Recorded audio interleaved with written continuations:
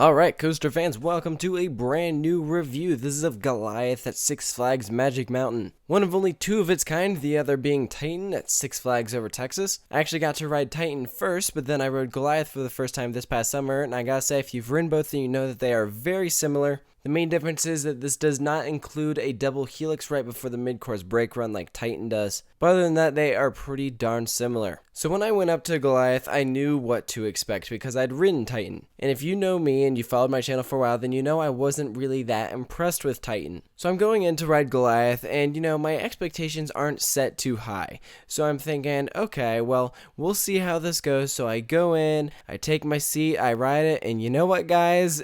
I didn't like it. I mean, I set my expectations low. It honestly didn't even meet those expectations. Some people are big fans of this ride, and that's totally okay, but I'm just not a fan of Goliath. I rode it once, and I said that was stupid, so I didn't ride it again. I'd much rather be riding one of the many other awesome roller coasters at Six Flags Magic Mountain. This is a prime example of a roller coaster that is very tall, very fast, but in terms of good quality experience, yeah, it just doesn't meet that. Please don't hate me for this. This is just my opinion. You can rant about it in the comments if you want, but let me go through the ride experience and talk about specifically why I wasn't impressed. First of all, the drop. We're looking at a 61-degree angled descent. That is not very steep.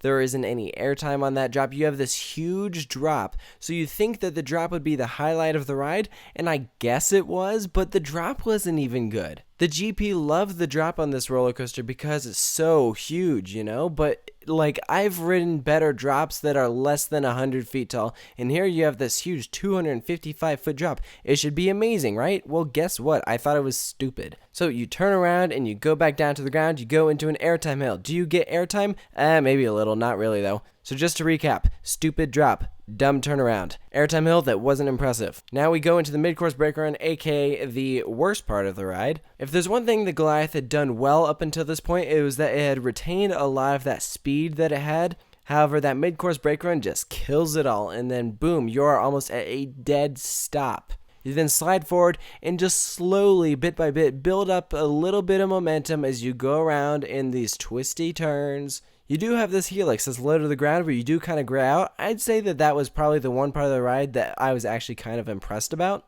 I wasn't expecting that. And then boom, you slide into the brakes. It's a hyper twister coaster, so I get that its main objective wasn't to give airtime. However, there were some moments where there should have been airtime and there wasn't. The twisting turns just felt very pointless. To me, this is just a big, dumb roller coaster. I'm sorry.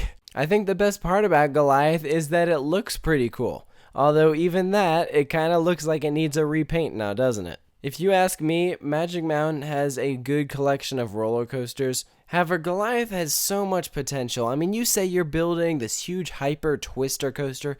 There's so many cool things that would make you say, wow, that roller coaster is going to be fantastic. And from the looks of it, I mean, Goliath looks to be like a good ride. If you're looking at it and you've just entered the park, I mean, it's very tall, it's very impressive. It just towers over everything else, so you're like, wow, that looks fun. I'm going to go there first. But I mean, if you saw my top 10 roller coasters at Six Flags Magic Mountain, you saw how low I placed Goliath. In my opinion, this is not even top 5 roller coasters at the park. It barely makes top 10. I'd say if you have one day at Magic Mountain and you have the choice of riding the New Revolution or Goliath, ride the New Revolution. That's a landmark. I mean, that's a piece of history that at least has some good parts about it. Goliath, yeah, I just wouldn't say it's worth it. It has advertising in the queue and in the station and on the trains. It is butt ugly. And that line can get rather long. Now, when I went, it wasn't that bad. It was probably a 15-minute wait. And I'd say if it's more than 15 minutes, definitely don't bother with it. I think you should definitely ride it for the credit, but I mean, this coaster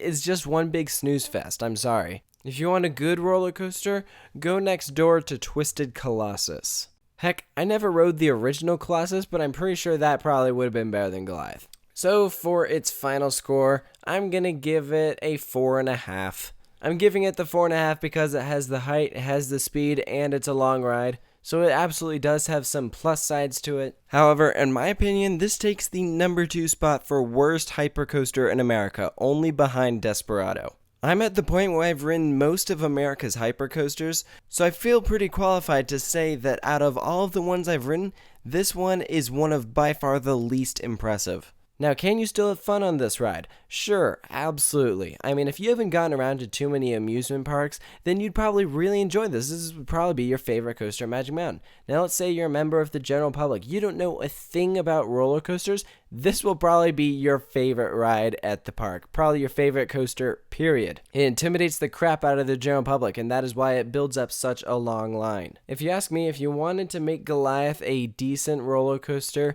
and actually improve it to make it a good ride, I'm not going to go too much into detail with this, but I think you got to first start with fixing the drop. Get a decent manufacturer, go with B&M, they actually know how to make a good roller coaster, and then get rid of that atrocious mid-course brake run. And then you just have to make some tweaks to the ride here and there. I think that the layout is to a point where it could be good. I mean, even a ride like Raging Bull at Six Flags Great America, which is also a hyper twister coaster, that ride is way better than this. And even Raging Bull I wasn't that impressed with. But Raging Bull definitely has a lot more good things about it than Goliath. So post your comments below about what you think of this roller coaster. If you hated this review, please chew me out politely, or at least give some constructive criticism. Again, this is just my opinion. If you're a fan of this roller coaster, that is totally fine. That's what's great about the coaster enthusiast community. We have differing opinions, and that is totally fine as long as we respect each other's opinions. And if you agree with me and don't think that Goliath is very good at all, hey, I mean, that is totally fine too. But if you're new to the channel and you want to see more coaster reviews, you're in luck. I have a whole playlist below where all of the roller coasters that I've reviewed are categorized in alphabetical order based off of the ones that I have written, so make sure to go check those out.